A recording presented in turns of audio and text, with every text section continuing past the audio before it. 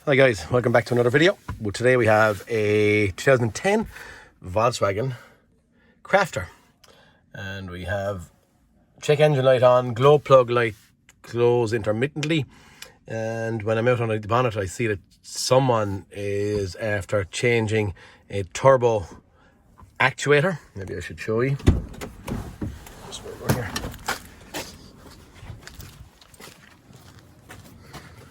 I see someone has changed this piece. Other than that, things sometimes go into limp mode, and yeah, that's kind of it. So that's our hunt down today. Now, maybe someone will give me a fast comment. I've often thought about it. Some of the lads actually here, I was on off last week, and some of the lads here are working on it before me. Didn't even ask them about it. But I'm using the Mahal, or the Male, as some of the lads call it. What I'm actually asking in question here is, where do ye guys get engine codes, or the specific engine codes? What I use is I use Europarts website and or Diagnose Dan reg search. But what they're giving me is a BJE as an option. It is 2.5. So the first two here are 2.5. The rest of them are 2 litre. I do have one on the bottom, the same as the first one, a BJK again. BJ, I can't remember what it was. BJP, was it? I can't remember what it was. Was an option on Euro or Diagnose Dan and CECC, but I don't have either of these here. So at this point in time, what I'm doing is I'm going for the most, yeah, sure, look, CEBB, I'm just going to guess anyway, right? So in we're going with one of them, and we're going to go to diagnosis. We're going to have a look and see what faults we actually have. Maybe the glare was less down here, was it? I don't know.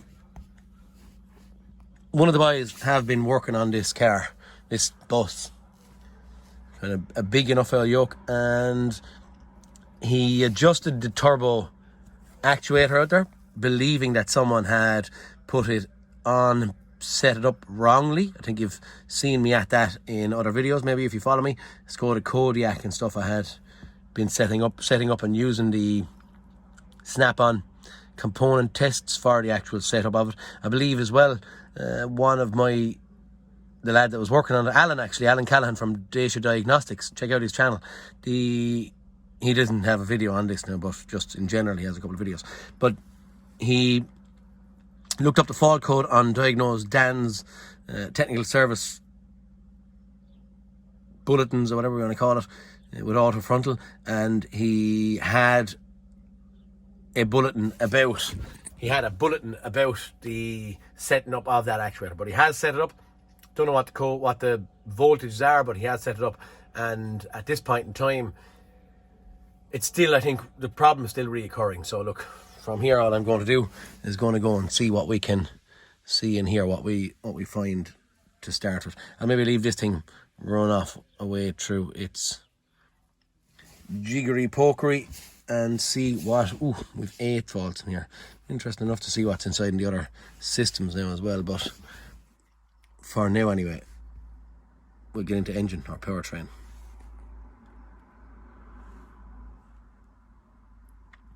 Just looking to make sure my ignition was on, and it is. Give us somewhere to start. Okay. We're probably going to have a lot of stuff in here, aren't we?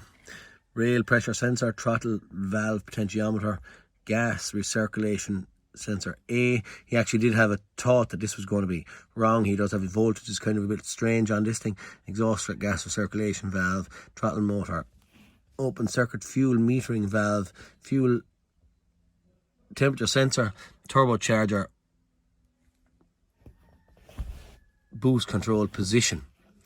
Okay, we're going to just, don't know the history. As I said there, the boys were working and I was off, so I'm just going to clear or erase all faults and see where it goes. Okay. Oh, there's inherent in there. Okay, so we've no faults. I get out in my own time. You don't want to see it. I'm going to have a look maybe and see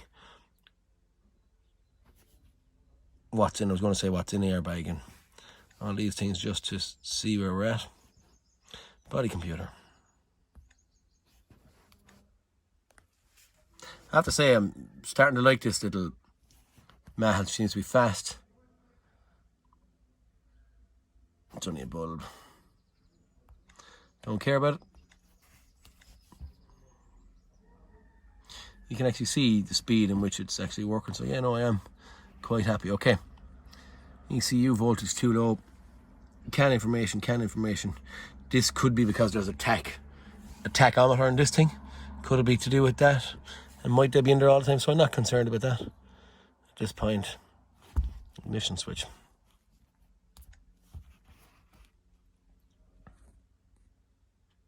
See what we have in here. Yeah,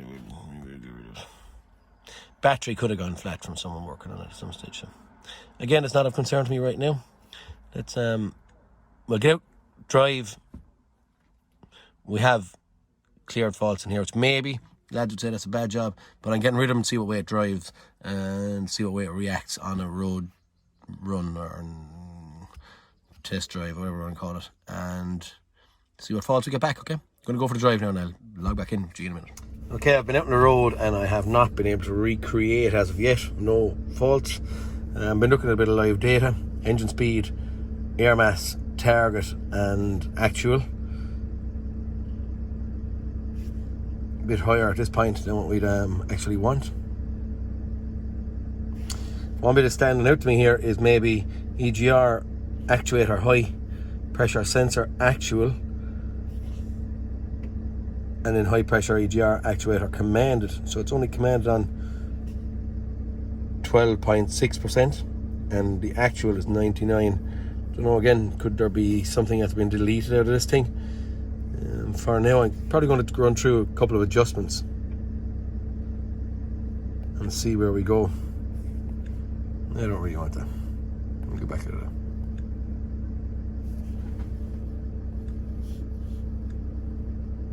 He's said to me that he saw that issue with the EGR, and that he's not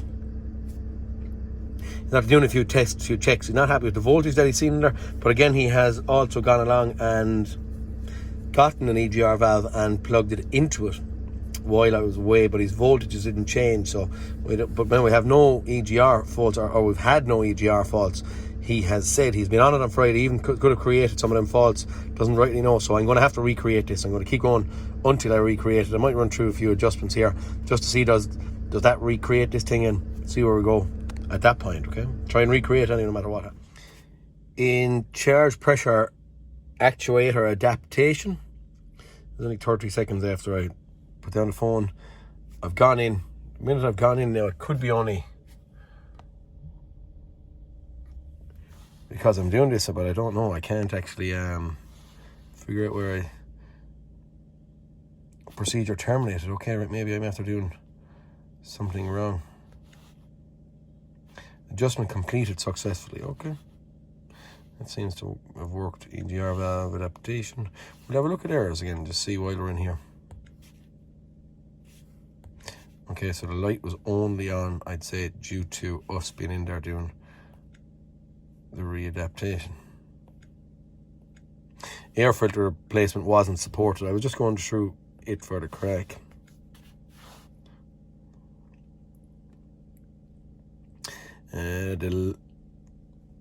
The learned values are erased by an interpretation of the voltage supply of the ECU. To do this, remove the fuse I30 for approximately 15 minutes from the fuse holder, left of engine compartment. The voltage interpretation you must in order. EGR valve potentiometer, throttle valve. Okay, right, so we're going to go after, maybe I'll go out of this for now, and maybe I might try and get this fuse out of it in a little while, okay? And then we can come back on it. Throttle adaptation, start. Hello.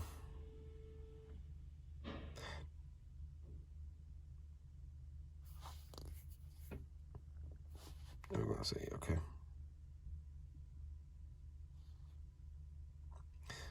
I'm going to keep on going with these things and I'll hook back up to you in a second, okay? Just as a check, I'm doing an actuation test on our EGR valve, and we can see on and off what your numbers So your GR valve is opening and closing, even though we don't like these weird percentage numbers, but it is opening, it is closing. Seems to be doing its job. Turbo actuation test.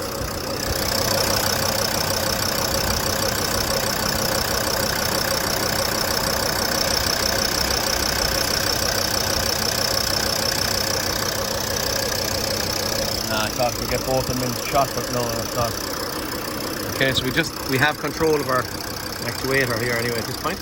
Okay guys, I had a little bit of a job, I guess, recreating this thing. I had to put a couple of miles up on her, but we have a check engine light flashing, and once I got that, I had the scan tool with me, and lo and behold, we have our turbocharger boost control fault back. So look, hey, at least we know what we're heading after now with P2563. We're going after, and can't give guided diagnosis at this point in time because I'm not connected to the internet. Probably actually should Bluetooth it to my phone, but or whatever they call it, hotspot. But right, so that's what we have back after doing a 10 or 15 mile drive, and lo and behold, that's our attack process now. All the other fault codes that we had were made by my colleague. Right, this is what we're going to be going after and see what we're up to. Okay, up against. Okay, I'm actually after driving home, so I'm going to tackle this in the morning. Starting to get dark, starting to get wet, and I'm going to hunt this down tomorrow. But I wanted to get a fault now, just before I switched it off, on the off chance that it decided to go away and go hide on me again. Okay, right, we'll hunt it down tomorrow and see where we end up. Okay, I just cycled the key off and on, so swung it around, started. Lo and behold, no check engine light. The fault was stored in there. This is initializing again because I cycled the key. Sometimes I lose communication, as you know when you see me doing by stalling it there, but I'm at to restarting. But just to show that the light has gone out and we still have our fault code, right? On we go. Okay guys, our P2563 is to do with our turbo actuator position sensor. The position sensor sitting on top of it. 3-wire sensor. Don't really need to go doing any digging on wiring diagrams or anything like that. We have a brown, if we can get into it, can I kind of see it there? We have a brown and yellow, we have a white and green, and we have a black and yellow. And just from sticking in my back probing, sticking my multimeter into it, the bottom wire here is the 5-volt reference. The middle one is the signal. That's my finger blurring the camera. And then the top one is the ground, okay? This I can see just by holding it in there. We have 4.4 volts at this point in time. That's with no vacuum in it. I'm actually going to pull a vacuum here now at this point. So we are slowly pulling the vacuum into it. Okay, we have a vacuum in it, and I'm just going to hold in my back probing pin, and right now I have 1.3 volts. Okay, so 1.3 volts to 4.4 or 4.5. That's the range we have. I'm just going to bring you in and show you what I'd be used to looking at, and what I'm going to show you is just what voltage I believe we should in theory have, or the range. Okay, this is a diagnosed Dan technical service bulletins on this actual fault code. There's 2 different types of actuator. You have one ranging from low voltage to high, and then the other one is from high voltage to low. But if you look at the ranges, where you should be normally ranging from about 0.6, 0.7 is what I'm going to say, to 3.3 or 3.9. So right now I'm going to be looking for the low end of the low voltage. I'm going to be looking for 0.7. High voltage I'm going to look for around somewhere between 3.3 and 3.9. Okay, this is what I'm going to go after now. I don't believe, well, at least I'm not happy. All right, I'm not happy with what voltage we have there. We have 1.3 to 4.5, so it's a little bit too high. We're going to go after, as I said there, 0.7 to 3 point whatever it may be, 3.8, 3.7, 3 point whatever. But I'm going to go after the 0.7 of a low voltage, and then we'll go for a spin again. There also is a bulletin on the N75 actuator solenoid for the actual turbo. They do give a little bit of trouble, so maybe I might recommend to change that. But for now, we're going to adjust it. We'll drive and we'll see what we see again, heading home. Again, it didn't get much time to work on this thing today, but for now we'll adjust, we'll drive, we'll see if we can recreate it in the same fashion as we did yesterday. Okay? Hopefully the voltage are going to fix this problem. So just to reiterate, boys, with this thing, I have now got a vacuum drawn with my MIDI-vac on the actual turbo. The actuator, the lowest voltage I have here is 1.3, okay? I'm going to adjust down here until I get that to around 0.7, as it says on DDTSB. And then once I adjust that right, I'm going to maybe then be concerned with what that number is. 4.4 now, and we want it around somewhere between 3.3 and 3.9, okay? Trying to get adjusted. Okay guys, again, normal car stuff, but in adjusting this, I ran out of threads, so maybe this is what's happening to someone. It won't adjust in any further to get my voltage lower here. So what I have to do is take it off, and it's not really the thing to do, but I'm gonna nip off just 2 threads maybe here, just so I can get that little bit. I can get it down to 0.9 of a volt, but I want that 0.7, as I was saying. So I'm taking it off, taking that little nip to give me a little bit of room to get this voltage into where it should be. Now, this is more than likely going to be an aftermarket yoke, because main dealers don't like selling these separate to turbo, because turbos are set up in a factory with the equipment to set them up specifically as they should be set up. So for now, maybe this is not a great old job, but this is what someone put on prior to me. All I'm trying to do is set up what I have already, okay? So I'm going to take a little nib off the top of it and lob it back in, and hopefully then we can get our 0.7 of a volt, okay? Fast little nip taken off top of it. Can't see it, ready? And yeah, you can see it there, kind of barely, vaguely. Okay, time to go back in. Okay guys, I have my vacuum on it, and I have my little actuator in there. I haven't got the little nut down there tight as of yet, but you can see what's in there, and the voltage I have at this point in time, 0.7. It's kind of the best I can get it at there now. I'm just playing with a MIDI-vac, and that's as low as I can get it. Now we'll leave the vacuum off out of it, and she's heading back up to 3.3, and that is as fine or as close as I can get it to that. I would have probably liked the 0.6, but it's 0.76, was it? And we're on kind of that 0.7 something, and then we're going to 3.3. That's the lowest top end. If I go playing with it anymore, I think I'm too high at the bottom end for my top number. There's only a tolerance. I'm moving kind of like that, you know, between the lowest voltage and the highest voltage. But anyway, that's what I'm at. So I'm gonna go and say that I'm kind of happy at that point. I'm gonna draw a vacuum once again and just see.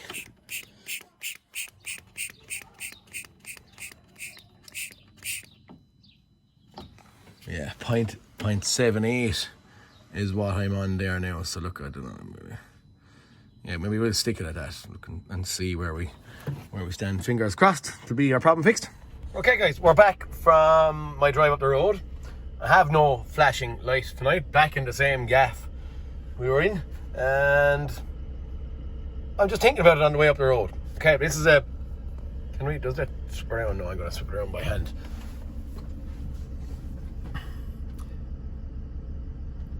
Couldn't, honest to God, say that I'd be wicked fluent on all of this stuff. There's lots of stuff in cars, airbags, ABS, engine management, all that kind of stuff, which is very hard for any of us to say that we know all about everything. Absolutely not at all. We all have to do our research, our homework, and try and figure out stuff.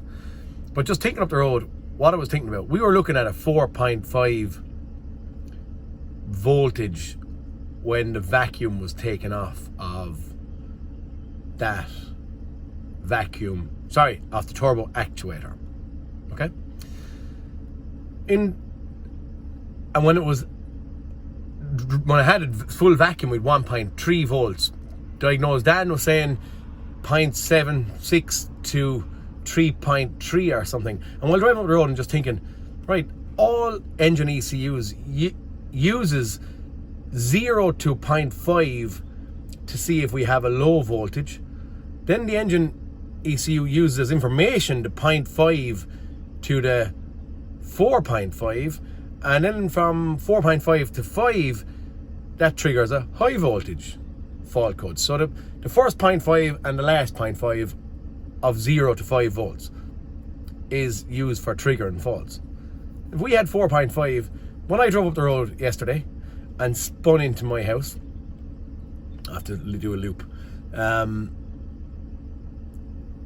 If at that point in time the car leaves off the turbo into the non-boost position, now it goes back up to the 4.5 volts. And if that 4.5 just momentarily went above, if they went 4.6, well, lo and behold, that should in theory trigger a position, because it wants to see it between 0.5 and 4.5. Below it or above it, it's not happy. And logically, this is not happy when I left off the boot after a 5 or 10 mile journey. I've been talking to my guys, the colleagues that were working on it, Alan and stuff, and he had said the same thing. He went out for a drive last week, and when he was pulling back into the workshop, it was only when he came back in and left off the throttle and went to stop that at that stage he saw a check engine light on and that fault code was triggered. So lo and behold, do the dots join here quite fast and quite easy. I don't know, I'm going to do more miles in this thing. As I said, it's going back down tomorrow, and I'll probably do another couple as well just to be sure. Hopefully, fingers crossed, they are complicated. We could have that N75 valve, as I said, the solenoid that controls the actuator on the turbo, that could be after failing. I'm not going to change it at this point in time. When we've seen something and we're going to, after fixing it, we're going to see where we go. And I've checked the vacuum lines just when I had my MITI vac out to make sure I had no leaks in the vacuum side of it, and I didn't. I don't know, I'd say we're going to be fixed on this thing, but we're going to do another couple of miles, but I would say we're going to be fixed. Fingers crossed. It is kind of logical, isn't it? Above 4.5. Just momentarily. While they've off throttle. Yeah, that's it. Look, we'll keep going, I'll keep driving, and I'll check in a few minutes. Well, not in a few minutes. Tomorrow morning again when I'm going down, to let you know what I see, what I find, and where I stand, okay? Okay, off we go this morning. We shall look, hopefully it'll just stay gone. Huh? Okay, so far so good. Check into you in a few minutes. Okay guys, that's it. I don't know how many miles are on it, but we have about 50 kilometers or so done. I have no fault codes in there now, so I'm going to be relatively at this point in time happy. I didn't go looking at my boost pressures too much. I'm only just having a scout around in here now when I'm waiting to eat my dinner and stuff. But that's it. Yeah, for this one, there's no big fanciness to it. That's it. We're done. We're after having a conversation there a minute ago. So, guys, please like and subscribe. I'll talk to you in this cartoon, and hopefully there's something in there that you might find useful. P2563 or 64, I can't remember. Quite common by the looks of it. Not a huge amount on YouTube or any of these places. So hopefully this will help someone. Okay, guys, talk soon. Thanks.